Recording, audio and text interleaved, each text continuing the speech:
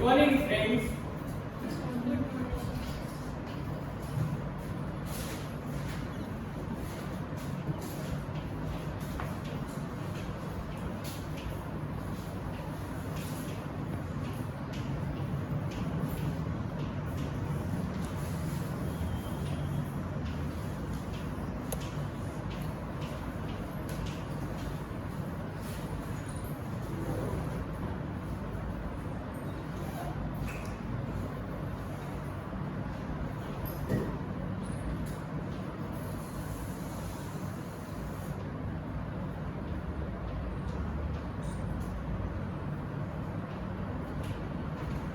So friends, today we are going to learn a very interesting piece of English literature. So please pay attention and listen very carefully. Friends, when a person does not regard other people's opinions about him, when a person does not care what other people think about him, then how does he become? Emotionally. Yes, please. He becomes fearless emotionally. Yes, very good. He becomes very confident. He becomes fearless without any fear of the society. Right? So, friends, is this process of being fearless, is this a mental process or a physical process? Yes, It's please. a mental process. Yes, very correct. It is a mental process, right? So from this, on basis of the same ideology, there is a chapter, there is a poem in your book. So please, can anyone tell me the title of that poem? Yes, Usmana? Where the mind is without fear. Yes, very good. So, the title of our poem today is Where the mind is without fear by Rabindranath. So,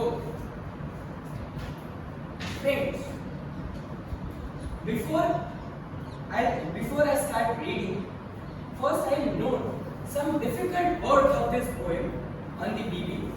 So please pay attention here very carefully and try to answer if you know the meaning of these words. Okay?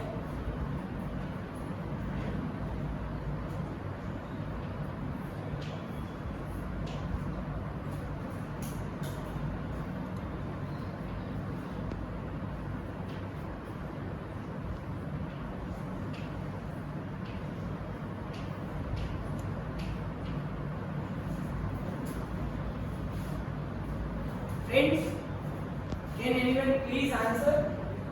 What is the meaning of the word fragment?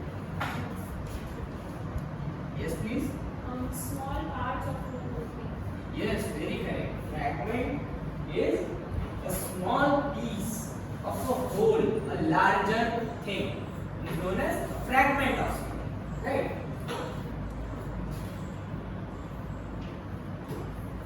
Another difficult word is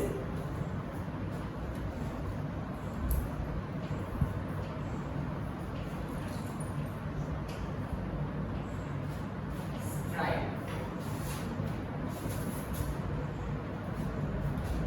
Yes, please. To win. You are very near the answer. Can anyone please try? Yes. To try to win something.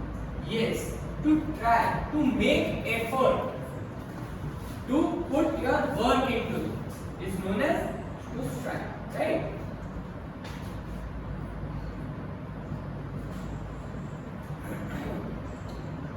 So friends, now I will start reading of this poem. I am distributing the copies. Please pay attention in it.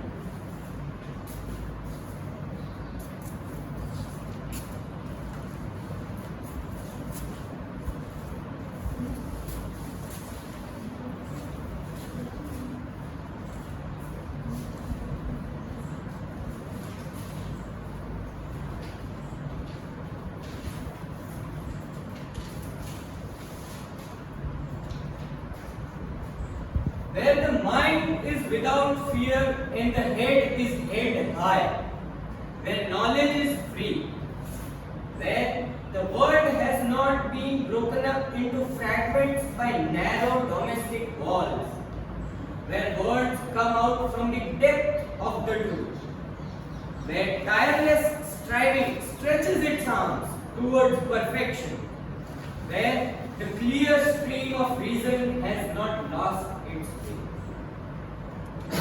So friends, now I will explain each stanza of this poem, so please pay attention.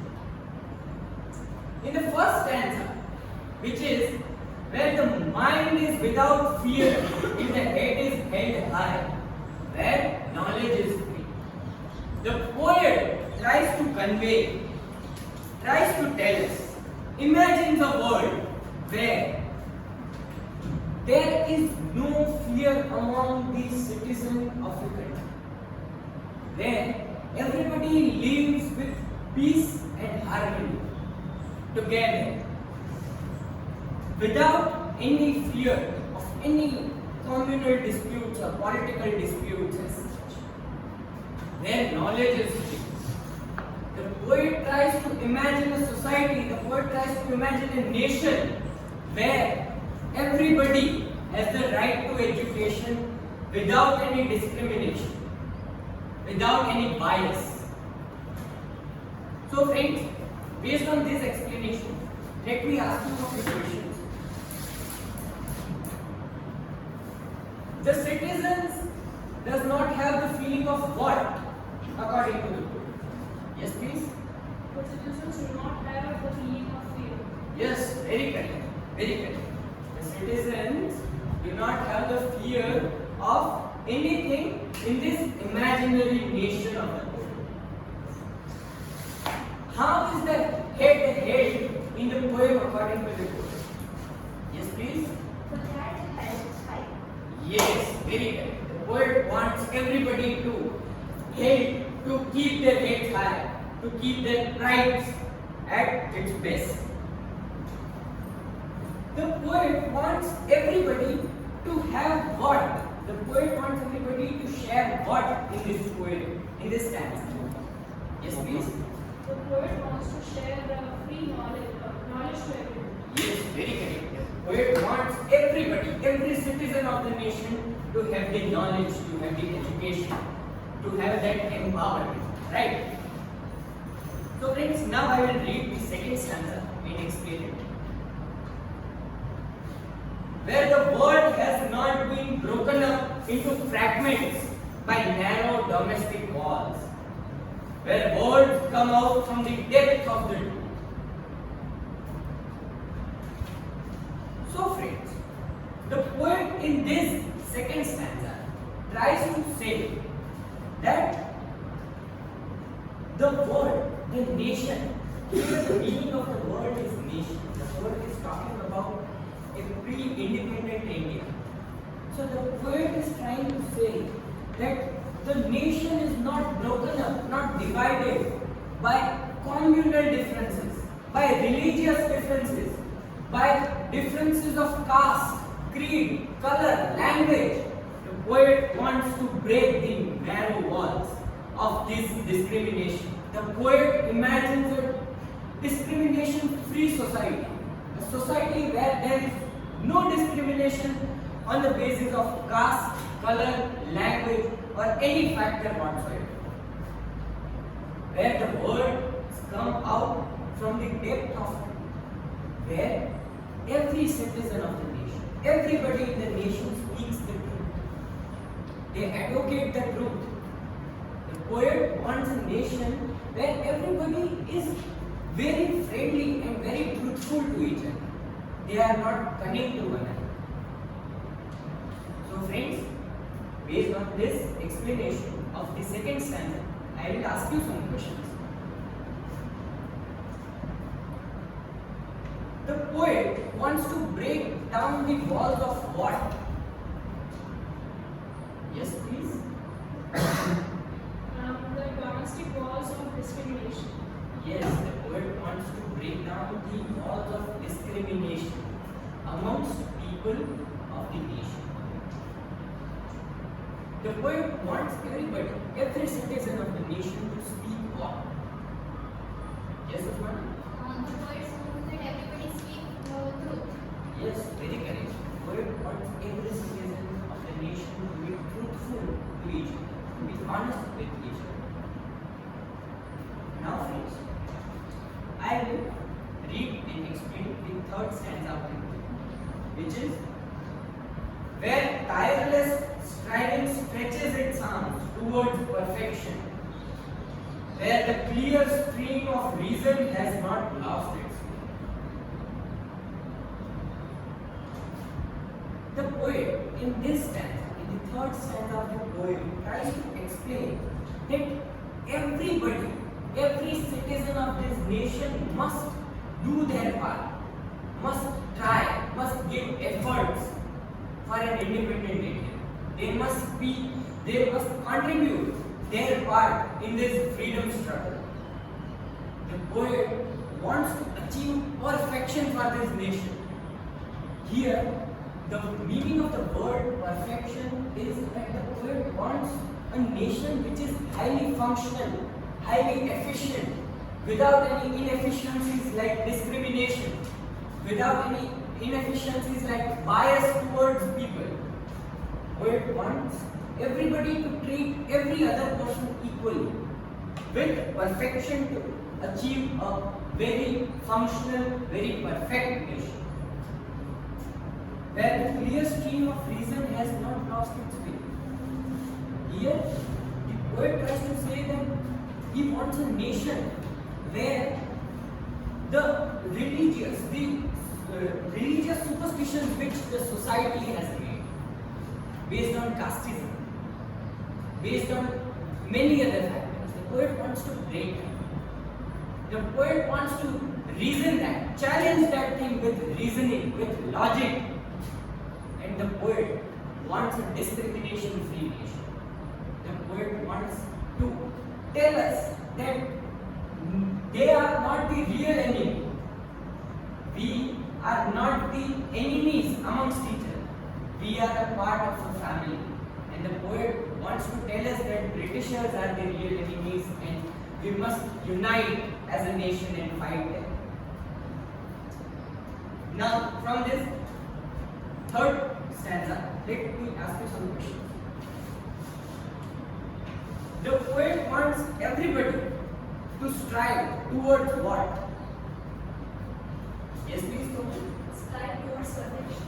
Yes, very good. The poet wants everybody in the nation to strive towards perfection. And the poet wants to challenge the discrimination of the society by what? With what? Yes, please, Aditi. With the tireless striving. Will anybody else answer? Yes, please. By stretching its arm. The poet wants to eliminate the discrimination in the society by reason and by logic. So thus, here I conclude my lesson. Now I will ask you some evaluating questions. For that, I am going to pass these chits.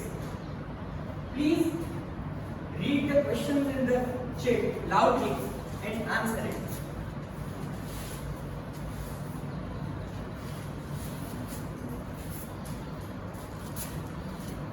Yes, please, Aditi. Everybody will speak answer should be true. Yes, everybody will speak the truth. Komal, please read out, fill in the blank and answer it. No Indian will discriminate against each other. Yes, very correct. No Indian will discriminate against each other. Usmana, please stand up, read the fill in the blank and answer it. No man lives in blank. Fear. Yes, very correct. No man lives in the fear. Nirav, please read the question loudly and answer it. All citizens will have a sense of perfection Yes, very correct. Uh, Divya. They will share with one another. They will share knowledge with one. Knowledge. Okay? Thank you. Here I conclude my lesson. Now I will give you the work for tomorrow.